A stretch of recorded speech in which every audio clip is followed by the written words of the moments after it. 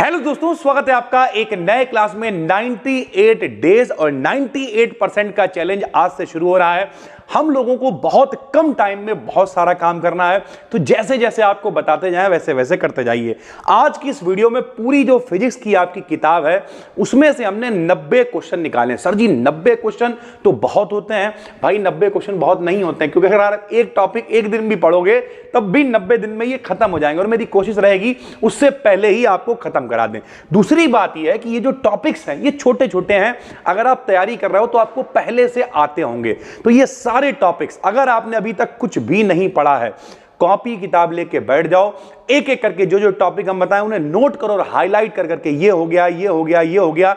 अगर आप ये 90 टॉपिक तैयार कर लेते हो तो आप 70 में 70 नंबर का यूपी बोर्ड में करके आओगे, क्योंकि जो न्यूमेरिकल्स वगैरह हैं वो साथ में हम प्रैक्टिस कराते हुए चलेंगे। तो आज की ये वीडियो मेरे पिछले 14 सालों का एक्सपीरियंस सब कुछ निचोड़ के इस वीडियो में देने वाले हैं। चलो भाई शुरू करते हैं। सबसे जो पहला चैप्टर आपका है वो है विद्युत आवेश तथा क्षेत्र। भाई इसमें कौन कौन से टॉपिक्स पढ़ने हैं?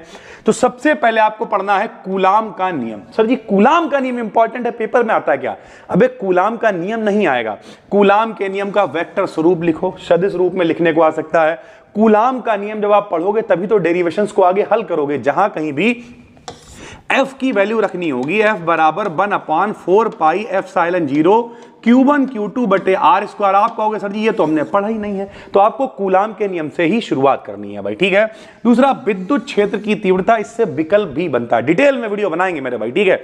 अगर वाकई में पढ़ना चाहते हो तो चैनल को सब्सक्राइब करके नीचे कॉमेंट में लिखते रहो सर जी जिंदा है, 100 लोग भी देखेंगे तब भी आपके साथ हम बने रहेंगे भाई, ठीक है। विद्युत क्षेत्र की तीव्रता, सबसे पहले तो इससे यह पूछ सकता है कि विद्युत क्षेत्र की तीव्रता का मात्रक बताओ, विकल्प में क्वेश्चन आ सकता है। दूसरा ये कैसी राशि है, तो एक नंबर तो हम आपका यही पक्का कराया जा रहे हैं।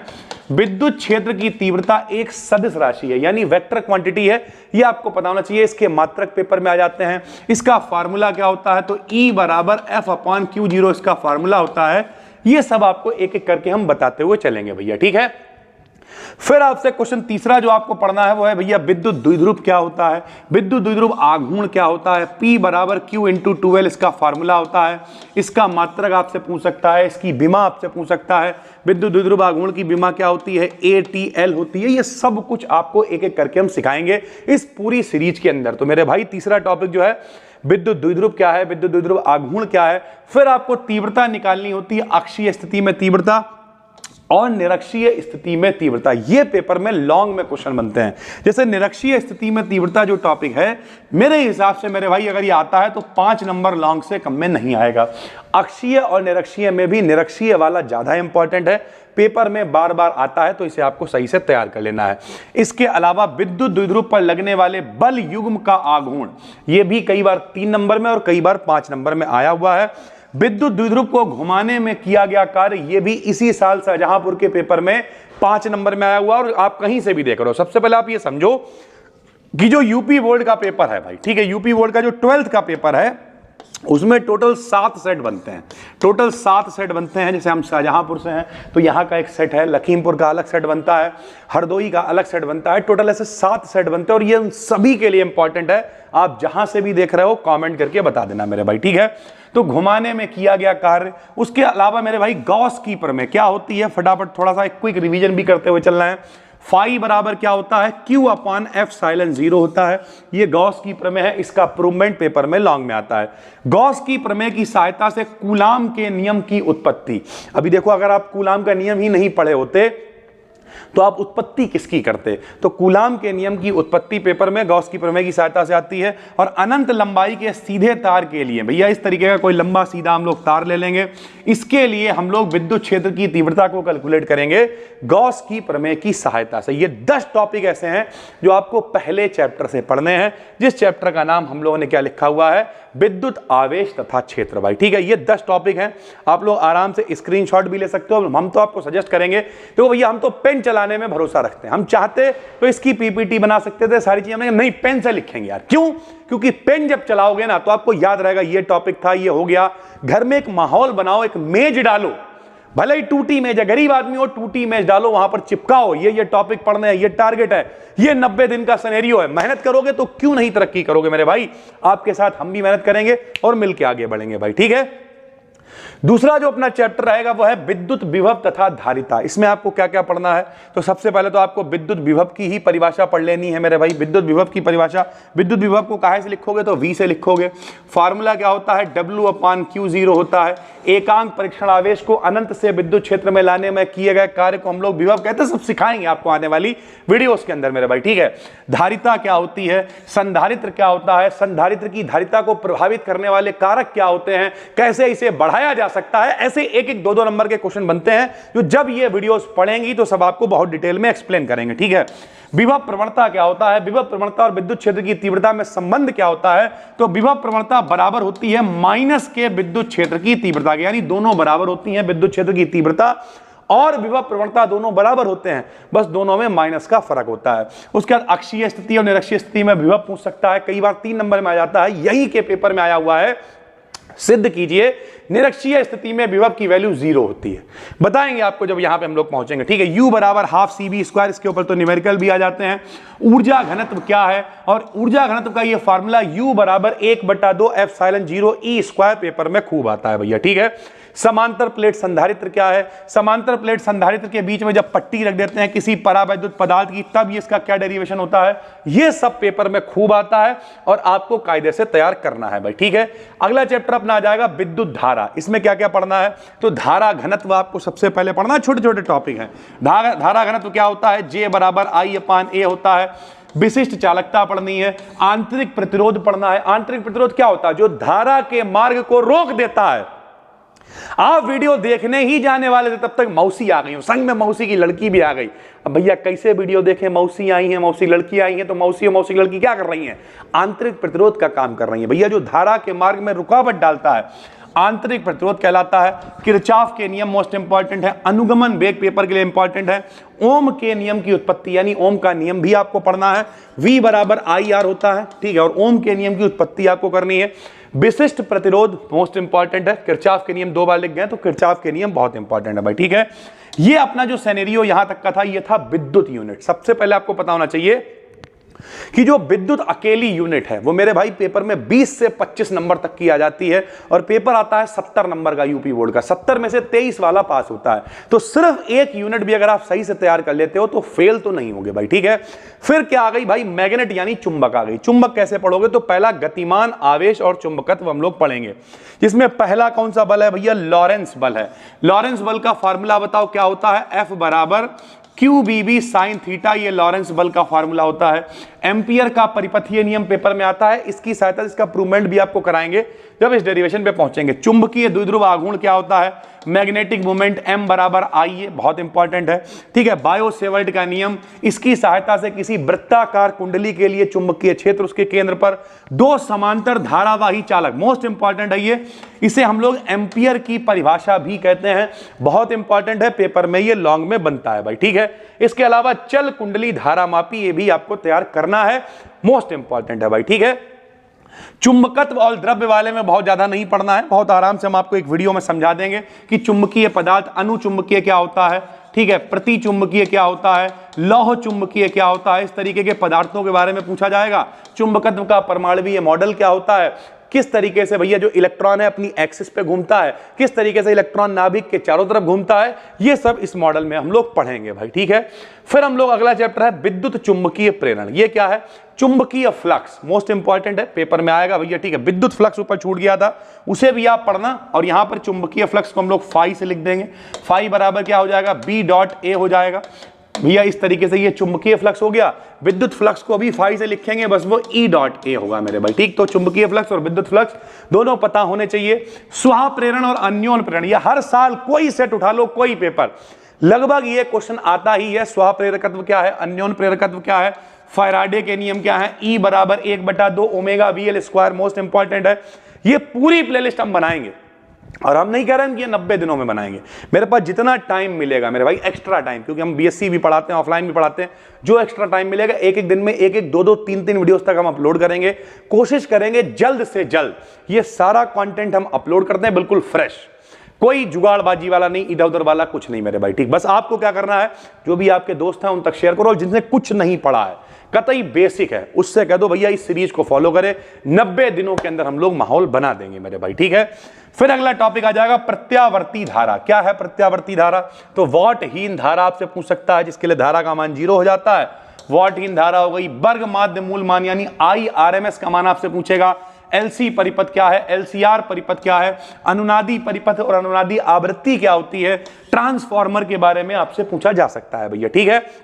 विद्युत चुंबकीय तरंगे, इसमें स्पेक्ट्रम के बारे में पूछेगा, किसकी तरंग दैर्घ्य ज्यादा होती है, किसकी कम होती है, गामा तरंगे क्या है, बीटा तरंगे क्या है, दृश्य प्रकाश क्या होता है। कई बार विकल्प में पूछा गया है कि जो दिखने वाला प्रकाश होता है, बहुत बार ये क्वेश्चन आया हुआ है, उसकी जो तरंग दैर्घ्य है कितनी होती है, तो याद करते चलो मेरे भाई, 4000 से लगभग 8000 एंगस्ट्रॉम के करीब का जो प्रकाश है वो हमें दिखाई देता है। वो नैनोमीटर में जिसमें दे रखा हो, आंसर लगभग इसी को कन्वर्ट करके होगा। 4000 से 8000 एंगस्ट्रॉम का जो प्रकाश होता है वो हमें दिखाई देता है। मैक्सवेल का सिद्धांत आपको पढ़ लेना है।